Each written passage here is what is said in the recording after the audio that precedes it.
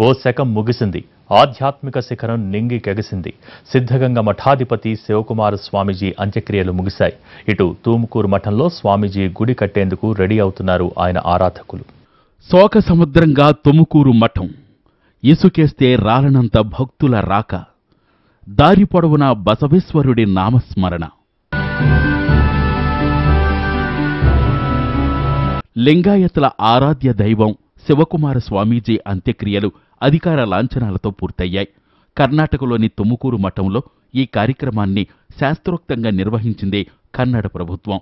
స్వామీజీ గౌరవ సూచనంగా గాల్లోకి కాల్పులు జరిపారు పోలీసులు. అంతకుముందు స్వామి భౌతికాయం దగ్గర సిద్ధగంగ మఠం ప్రధాన పూజారి పూజలు చేశారు. అనంతరం మఠంలోనే ఖననం చేశారు.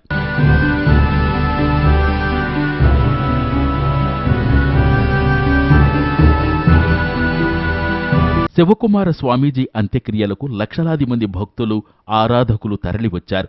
చివరిసారి స్వామివారిని చూసి కన్నీరు మున్నీరయ్యారు. నడిచే దైవం, అభినవ బసవಣ್ణ సేవలను భక్తులు గుర్తు చేసుకున్నారు. స్వామి స్వర్గారోహణంతో మఠం పరిసరాలు ఉద్విగ్నంగా మారాయి.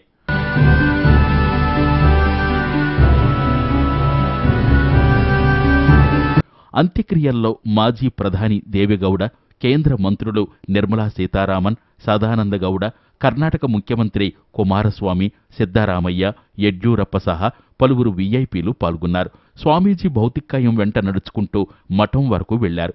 శివకుమార స్వామీజీకి కడసారి నివాళులర్పించారు.